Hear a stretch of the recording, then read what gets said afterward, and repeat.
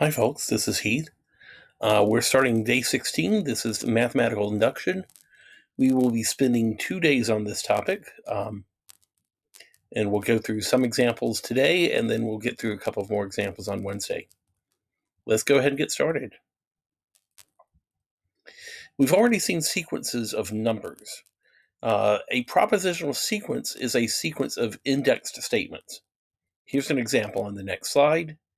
If Pn represents the statement, the sum of the first n positive and odd integers is a perfect square, then this sentence is equivalent to, depending on the value of n, if n is 1, P1 says 1 is a perfect square, P2 says 1 plus 3 is a perfect square, P3 says 1 plus 3 plus 5 is a perfect square, P4 says 1 plus 3 plus 5 plus 7 is a perfect square, and all of these turn out to be true statements.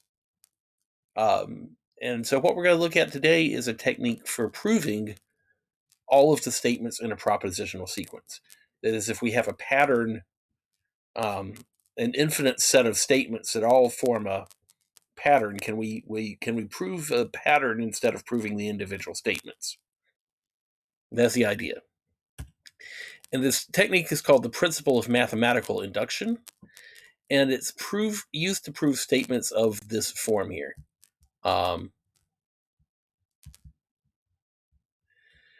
For all n, P sub n is true. So we want to show that P1 is true, and P2 is true, and P3 is true, and P4 is true, and so on and so forth. But who has the time to prove an infinite number of statements? And so what we're going to do is we're going to imagine that we have these individual propositions stacked up like dominoes. And we're going to do two steps. We're going to prove that each proposition implies the proposition after it is. It's like saying that each domino knocks the following domino down. If pk is true, then pk plus 1 is also true. That we can't have the first statement true without having the second statement also be true. And then if we can do that, then the other thing that we would have to do is start the chain by pushing over the first domino in a set. Prove that P1 is true. And so a proof by mathematical induction contains two steps, one called the base step, one called the inductive step.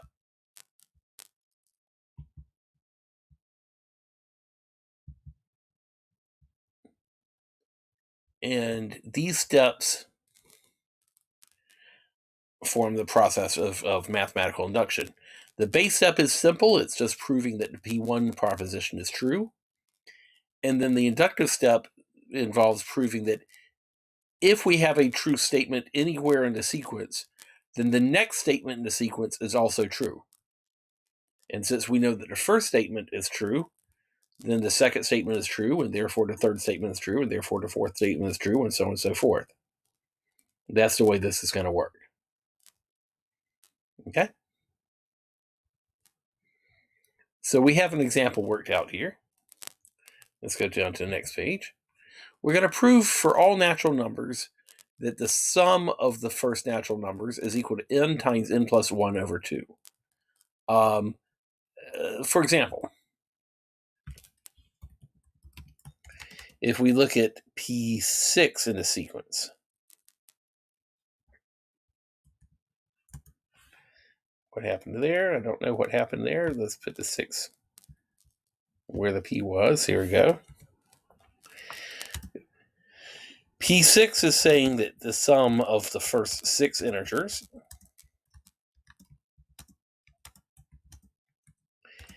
which is 21, is also the same thing as the sum 6 times 6 plus 1 over 2. But that 6 times 7 is 42 over 2, and that is also 21. That's what statement P6 is saying. That if we add the numbers on the left side, we get 21. If we calculate this formula on the right side, we also get 21.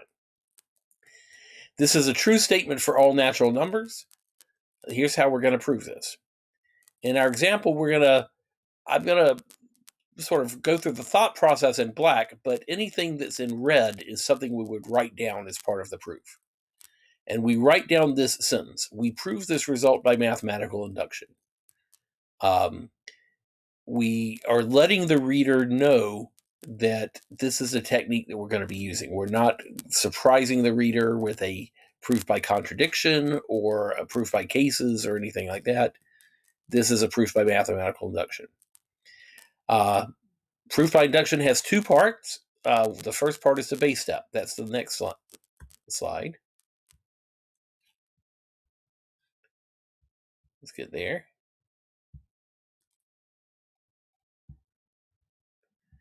Come on. Why are you not moving to the next page? That way. So the base step is we figure out what the formula is, and we look at the first instance of that formula. We want to show that P1 is true. So P1 is just the one integer on the left side, and on the right side, 1 and 1 plus 1 on top, and then 2 on the bottom. So the left side is 1, the right side is 1 times 2 over 2, and, well, that's a true statement. So we're done. That's the easy part. For the base step, we just have to verify that this calculation makes sense. So here's the inductive step. This is the next thing we have to do. We have to prove that for all positive integers k, the kth statement in the sequence implies the k plus first statement in the sequence. A direct proof starts by letting k be a member of the domain, assuming the left side pk is true. So we write the words inductive step, and then we write let k be a positive integer and assume that, and we're writing the statement of whatever the kth statement is. Okay. The inductive step starts by assuming that pk is true, but we do not know specifically what k is. All right. Now, here's what we want.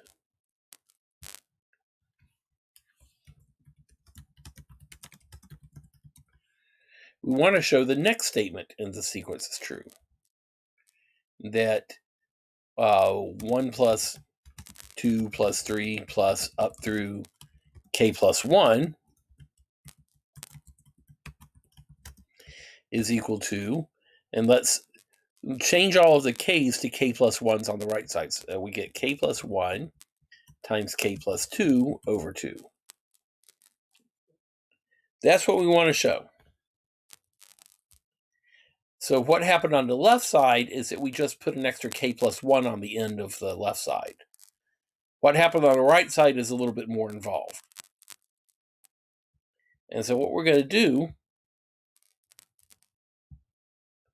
is, first of all, look at the left side and see what we did. And what happened between the left side is that we have to add k plus 1 to get from k to pk plus 1. And so we'll start with the statement we assumed and add k plus 1 to the left side, which means we have to add it to the right side. And then we'll show that adding k plus 1 to the right side results in what we want if we just do the algebra and rearrange the terms correctly. So here's where we go. All right. So we start with pk, and we add k plus 1 to the left side, and we add k plus 1 to the right side. So we're adding the same thing onto both sides. And I'm going to do some work on this side. I'm going to get some common denominators here. K plus 1 is the same thing as 2k plus 2 over 2. And when I group these terms together, I get k squared plus 3k plus 2 over 2. But that factors into k plus 1 times k plus 2 over 2. And that was the thing that we wanted to have on the right-hand side. And therefore, everything on the left side equals this expression on the right side. And that finishes up the inductive step. Okay? So let's try a different example. we would like to prove for every positive integer that the sum of the first n squares is equal to n times n plus 1 times 2n plus 1 over 6. So we start out by writing, we prove this result by mathematical induction. And then we write that there's a base step. And the base step is just to check that the n equals 1 case works. So the left side is 1 squared. And the right side is 1 times 1 plus 1 times 2 plus 1 over 6. Does that check? Sure. The left side is 1. The right side is 1 times 2 times 3 is 6. 6 divided by 6 is 1. And so that finishes up the base step. Okay. So now let's go down to the inductive step.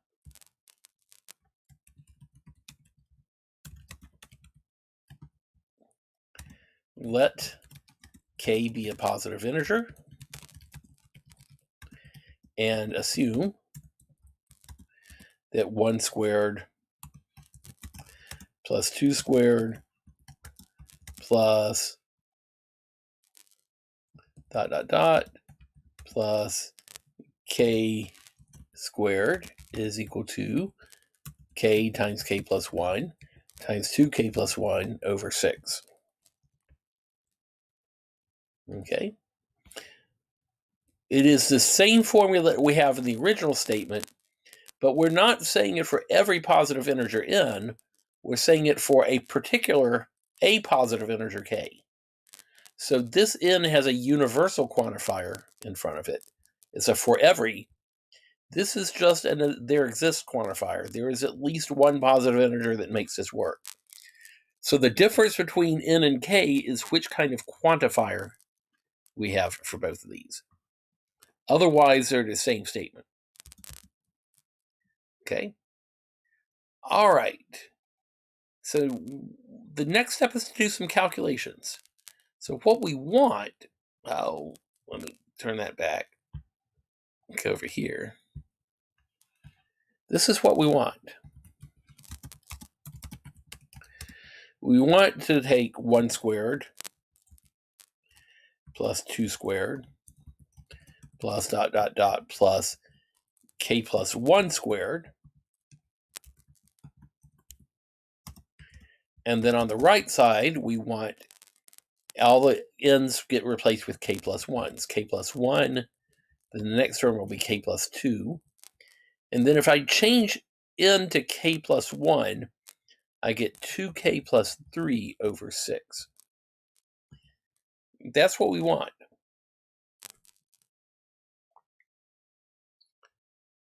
So what we're going to do is we're going to add the k plus 1 squared onto both sides and see if that gets us this formula on the right side.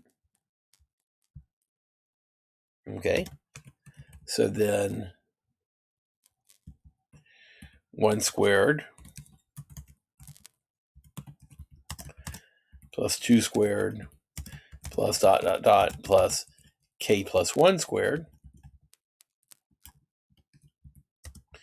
is equal to k times k plus 1 times 2k plus 1 over 6 plus k plus 1 squared.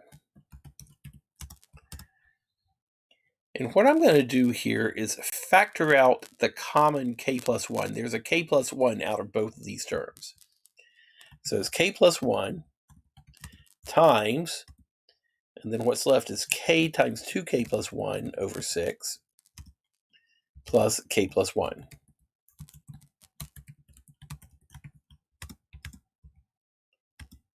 So that's k plus 1 times the first term, if I multiply it out, becomes 2k squared plus k over 6. And the second term, if I get a common denominator, it becomes 6k plus 6 over 6.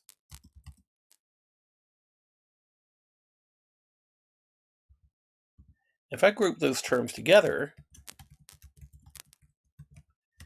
I have 2k squared plus 7k plus 6 over 6. I'm adding the k from this term to the 6k from this term to get 7k. So get 2k squared plus 7k plus 6 all over 6. But it turns out that this expression factors into what we need it to, k plus 2 times 2k plus 3 over 6. We can check that by foiling. First times first is 2k squared. Outer is 3k and inner is 4k. 3k and 4k gives me 7k. And last is 6. And so this checks. That's exactly the thing that I wanted to have on the right side, what we saw up here. And so we'll just summarize what we did. Therefore, we get what we wanted. 1 squared plus 2 squared plus ...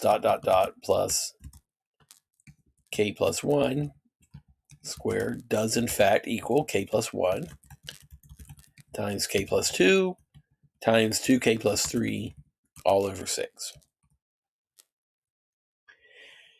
And that finishes the proof by mathematical induction. Okay.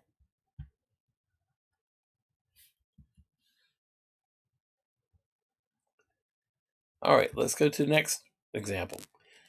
What we want to prove now is that the product of, or the sum of the products, if we take a number and then the next number 2 higher. So 1 and 3 plus 2 times 4 plus 3 times 5 plus 4 times 6, so on and so forth, turns out to be the same as this product here, n times n plus 1 times 2n plus 7. Okay? So we start by saying we prove this result by mathematical induction. And there's a base step. And the base step is just to check the first example. The first example is 1 times 3. And on the right-hand side, n equals 1. So we get 1 times 1 plus 1 times 2 plus 7 over 6. Does that check? The right side is 1 times 2 times 9 is 18. 18 divided by 6 is 3, and that's exactly what the left side is. So that works. Before we start with the inductive step, let's talk about what we want to have happen for the inductive step. So here's what we want. We want, if we go 1 times 3 plus 2 times 4, all the way up to, instead of stopping at n and n plus 2, we go one further. So n plus 1 times n plus 3. That's the same thing as n plus 1 times n plus 2 times, if I change n to, actually I want to use k's here, sorry.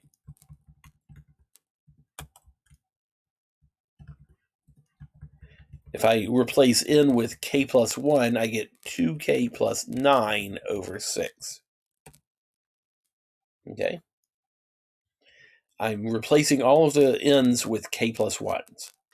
That's what we want to see happen. Okay? So let's see if we can make this inductive step work.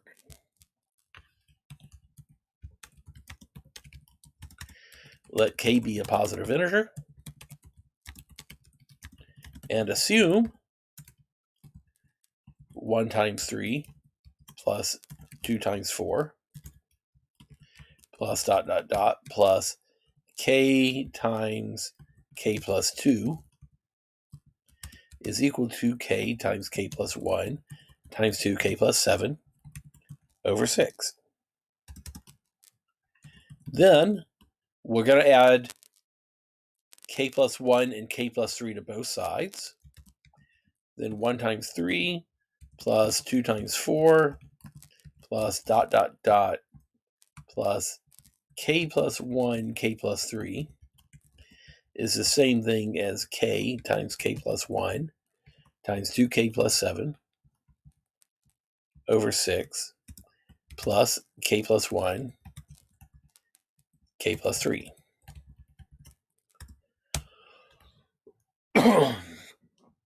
So what I'm going to do now is do exactly the same thing I did before and factor out the common k plus 1. Take out the common part here, and what we're left with is k times 2k plus 7 over 6 plus k plus 3. And if I get a common denominator, that's k plus 1 times k times 2k plus 7 over 6 plus 6k plus 18 over 6. And I'm going to go ahead and FOIL this out. This is 2k squared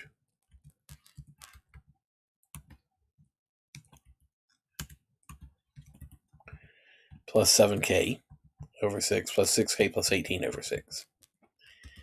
And that turns out to be k plus 1 times, all right, now we need to make combine terms here, 2k squared plus 13k plus 18 all over 6.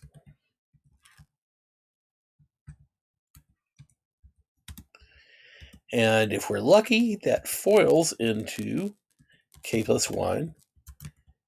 This, what's in parentheses here, FOILs into k plus 2 times 2k plus 9 over 6. And we can check that by FOILing. K in 2k gives me 2k squared. Outer is 9k and inner is 4k. That combines to give me 13k. 2 times 9 is 18, so that works. So we have what we want. We have exactly this expression right here. And so we just summarize what we just did. Therefore, 1 times 3 plus 2 times 4 up through k plus 1 times k plus 3 does equal k plus 1 times k plus 2 times 2k plus 9 divided by 6. And that finishes this proof. We did the simple base step of just checking that the first case worked. And then the inductive step is proving that if we assume that any of the statements is true, then it forces the next statement to be true also. Okay? All right. Let's go to the last example for today, and then we'll do some more examples next time. We would like to prove that this sum is correct for every natural number n. This is an example from the beginning of the video. If we add odd numbers together, we always end up with a perfect square. So let's write out the proof. We start with this sentence. We prove the result by mathematical induction. You can rephrase that if you want to, but you have to let the reader know that you're using induction. You have to label your steps. And the base step is just to show that 1 equals 1 squared. Well, that's easy. 1 does equal 1 squared. We're not checking any truth values, really. We're just checking that, well, we're checking that that's true, but there's no logic in it. It's just verifying a calculation. And then here's what we want.